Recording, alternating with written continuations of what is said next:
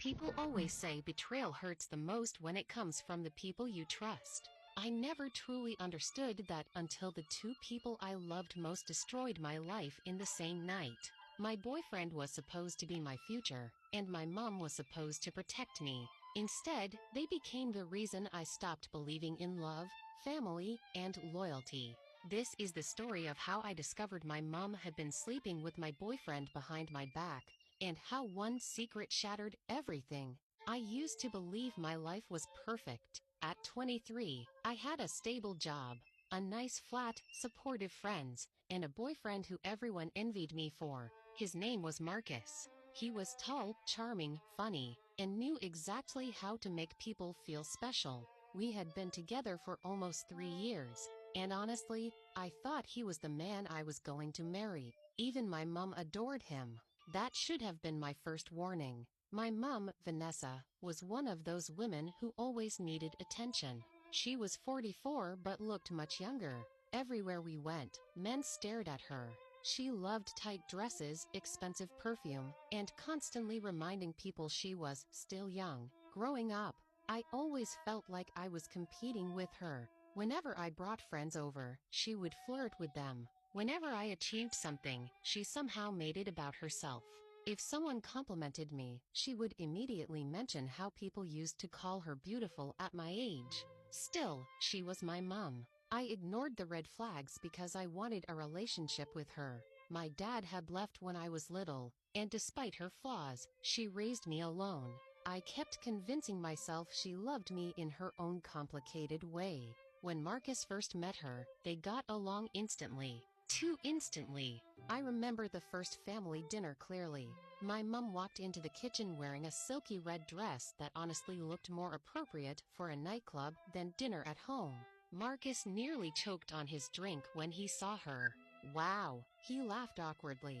"Your mom looks incredible." She smiled slowly and touched his arm. "And you're even more handsome than she described." At the time, I laughed it off. Now I wish I had trusted my instincts. Over the next few months, they became strangely close. My mom would text him directly instead of messaging me. Sometimes she'd send him memes or ask him for help moving furniture even when I wasn't around. One day I walked into her house unexpectedly and found them sitting very close together on the sofa laughing. The room went silent when they saw me. Marcus immediately stood up. "Babe, your mom just wanted help setting up Netflix." I looked at the untouched remote on the table. "Oh." My mom smiled too quickly. "You're being dramatic already," she joked. I told myself I was overthinking, but little moments kept piling up. At my birthday dinner, I caught my mom staring at Marcus while he spoke. Not a normal look either. It was intense, hungry, like she forgot I existed. Another time, Marcus canceled plans with me claiming he was too tired from work. But later that evening my mom accidentally posted a photo on her Instagram story. In the background, I could clearly see Marcus's watch sitting on her kitchen counter. When I confronted him, he laughed. "Seriously? I stopped by to drop off your birthday gift she forgot at my place." I wanted to believe him, so I did.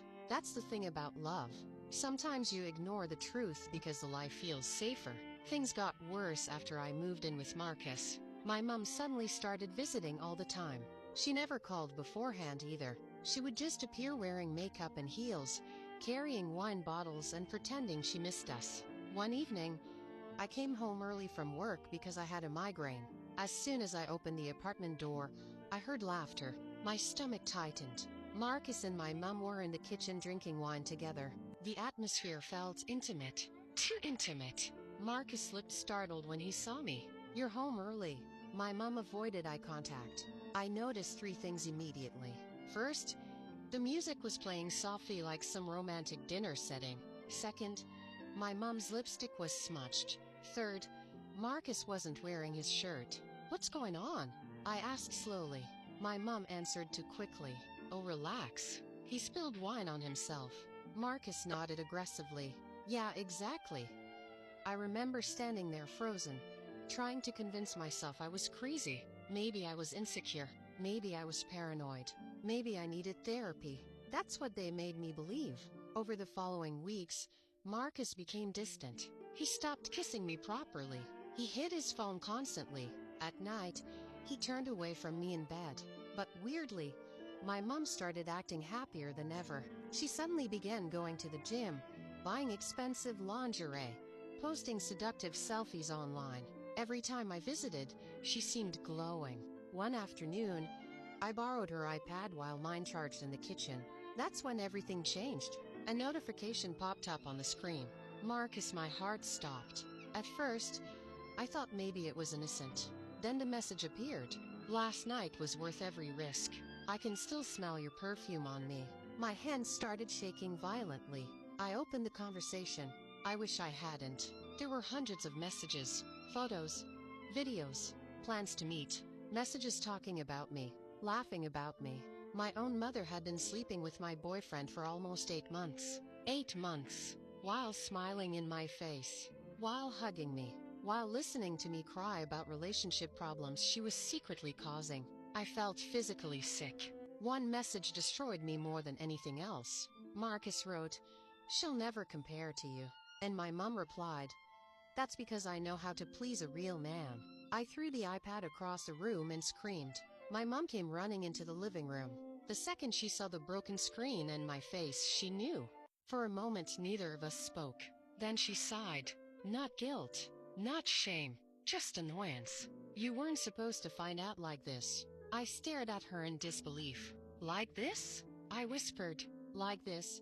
She crossed her arms defensively. "It just happened. You slept with my boyfriend. It wasn't planned." "How long?"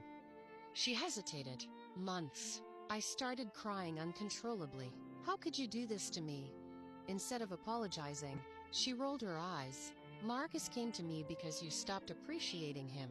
That sentence changed something inside me. I couldn't believe my own mother was blaming me for her betrayal. "You're disgusting," I said. Her expression hardened instantly. "Watch your mouth. I'm still your mother." "No." I snapped. "A mother protects her daughter. You competed with me." At that moment, Marcus walked through the front door. He froze when he saw us. The tension in the room was unbearable. I looked at him with tears streaming down my face. "Tell me it isn't true." Silence. That silence told me everything. My mom stepped forward. "There's no point lying anymore." Marcus rubbed his forehead anxiously. "Hey, don't call me that." I screamed. I remember throwing the nearest vase at the wall beside him. It shattered everywhere. "You slept with my mother." "It wasn't supposed to happen," he said weakly. "But it did," I replied. Again and again and again. I expected my mom to finally look ashamed. Instead, she looked irritated. "You're acting dramatic." I stared at her in complete disbelief. "Dramatic? You're an adult. Relationships are complicated."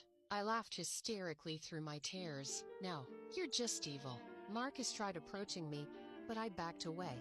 "How many times?" I asked quietly. Neither answered. "How many times?" Marcus looked down. "A lot." I felt my heart physically breaking.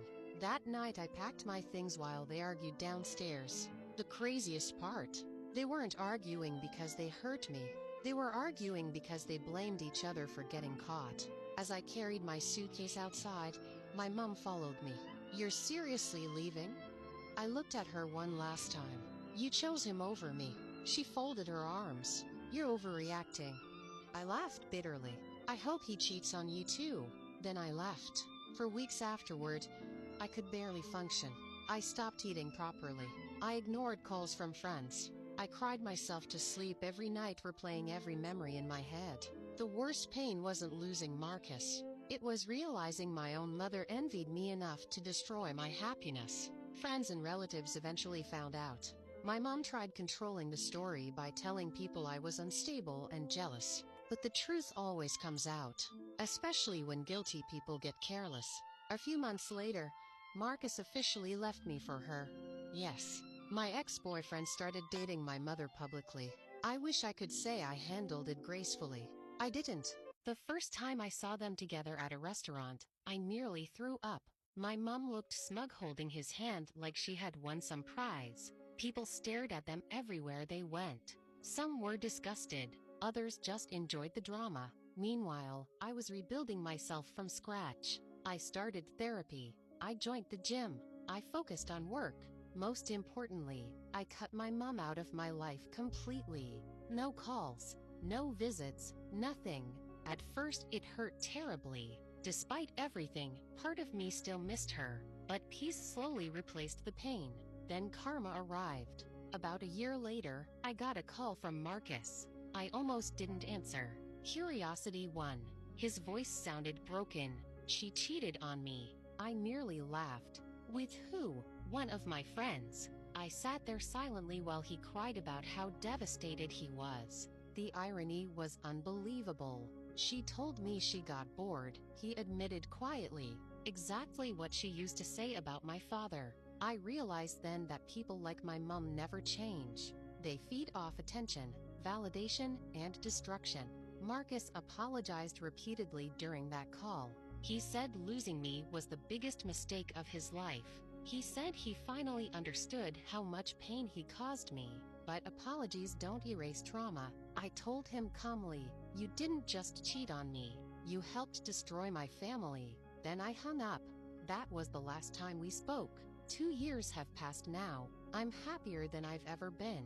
Therapy helped me understand something important. Betrayal says more about the betrayer than the victim. My mom's actions weren't because I wasn't enough.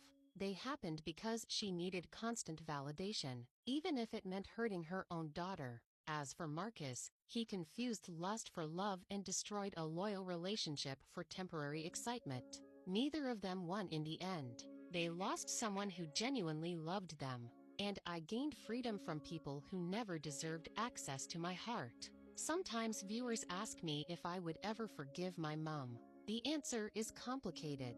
I no longer hate her. Hate keeps wounds alive. But forgiveness doesn't always mean reconciliation.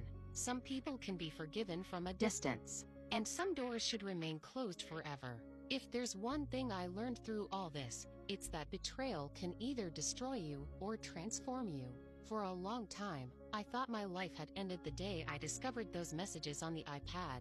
Now I realize it was actually the day my real life began.